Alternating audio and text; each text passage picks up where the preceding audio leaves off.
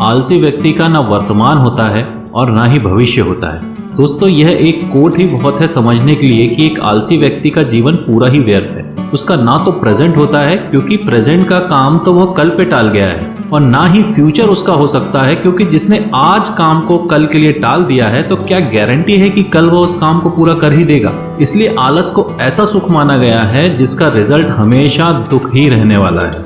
आलसीपन कोई बीमारी नहीं है जिसका मेडिसिन देके इलाज हो जाए। इसलिए अगर हमें इसे दूर करना है तो इसका नेचर समझना होगा, और मैं आपको बताऊंगा कुछ खास छुपे हुए कारण जिसको हम समझ नहीं पाते और हम आलसी होते जाते हैं। बस आपको वह कारण समझना है और दूर करने की कोशिश करना है। अगर आपने बस इतना कर लिया तो आलस आपके आसपास दिखेगा भी नहीं। नैंडो पेल्यूसी, जो कि एक बहुत फेमस साइकोलॉजिस्ट हैं, उन्होंने एक बहुत ही इंटरेस्टिंग बात बताई है। उनका कहना है कि आलस हमें हमारे पुरखों से मिला है, जो पहले गुफाओं में रहते थे और शिकार व खेती पे निर्भर थे। उन लोगों के जीवन में अनसर्टेनिटीज बहुत हुआ करती थी और बहुत कम रिसोर्सेज हुआ करते थे, इसलिए अपनी एनर्जी को वो बचा कर रखते थे, और यही एक उनके लिए महत्वपूर्ण काम था क्योंकि कब उनको इस एनर्जी की जरूरत पड़ जाए पता ही नहीं रहता था। और यही जीन्स हम सभी में आए हैं। तो अगर कोई बोलता है कि मैं बिल्कुल भी आलसी नहीं हूँ तो वह सरासर झूठ बोल रहा है। इसका मतलब हम सब में कहीं ना कहीं थोड़ा बहुत आलस तो रहता है, बस कुछ लोग इसको समझ जाते हैं और बहुत से लोग इसका शिकार हो जाते हैं। दोस्तों, क्या आपको पता है लेजीनेस वर्ड का साइकोलॉजी की डिक्शनरी में कोई एग्जिस्टेंस ही नहीं है। इसका मतलब कि यह कोई पर्सनालिटी डिसऑर्डर या पर्सनालिटी ट्रेट नहीं है जो जीवन भर आपसे जुड़ा रहे।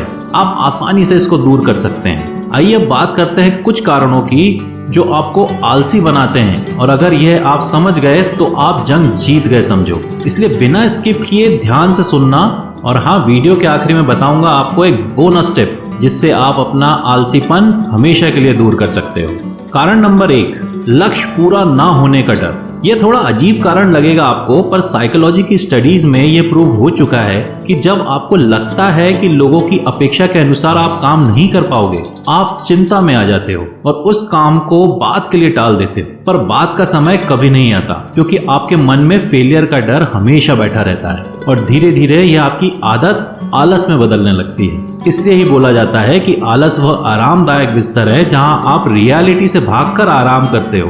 कारण नंबर 2, जीवन में उद्देश्य की कमी। यूनिवर्सिटी कॉलेज लंदन की इंस्टीट्यूट ऑफ एपिडेमियोलॉजी की एक स्टडी के अनुसार जीवन में अगर आपने कोई एम या गोल नहीं बनाया है, या अगर आपने ऐसा गोल बना लिया है जो देखने में ही इम्पॉसिबल लग रहा है, तो आप उसको पूरा करने की कोशिश ही नहीं करोगे, और फिर आपके पास एक ही हथियार बचेगा इससे बचने का, और वह है आलस, जो आपको अलग ही खुशी तो देगा पर यह खुशी आपके लाइफ को दुख से भर देगी। और यही कारण है कि आजकल के ज्यादातर टीनेजर्स आलस का शिकार हो रहे हैं। तो दोस्तों, लाइफ में हमेशा ऐसे गोल बनाइए जो कि रियलिस्टिक हों। कारण नंबर 3, शारीरिक कारण या बायोलॉजिकल कॉज। दोस्तों, जरूरी नहीं है कि आलस हमेशा हमारे मन के कारण ही आता हो।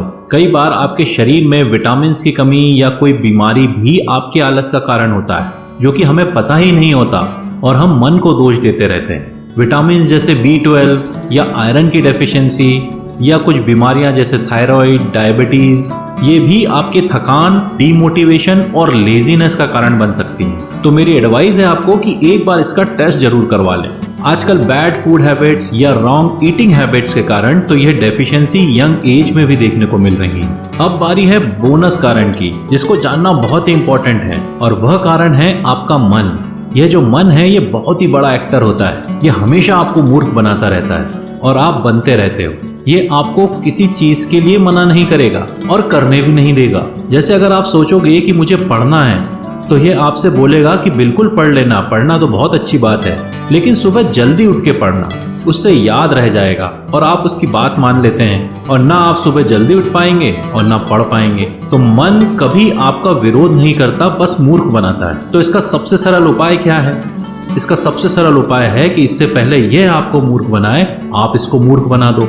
जैसे अगर आपका मन कह रहा है कि आज पिज्जा खाना है, तो आप उससे बोलो कि सिर्फ पिज्जा ही क्यों, बर्गर भी खाएंगे, लेकिन पहले 1 घंटा एक्सरसाइज कर लें फिर खाएंगे। अगर आपका मन कह रहा है कि कुछ देर सो जाता हूं, बाद में काम फिनिश करूंगा, तो आप उससे बोलिए कि कुछ देर क्यों, बहुत देर सोएंगे, बस पहले ये काम खत्म हो जाए। इस तरह आपका मन समझ जाएगा कि आपको मूर्ख बनाना आसान नहीं है, और अब आप देखोगे कि आलस आपका कुछ भी नहीं बिगाड़ पा रहा है।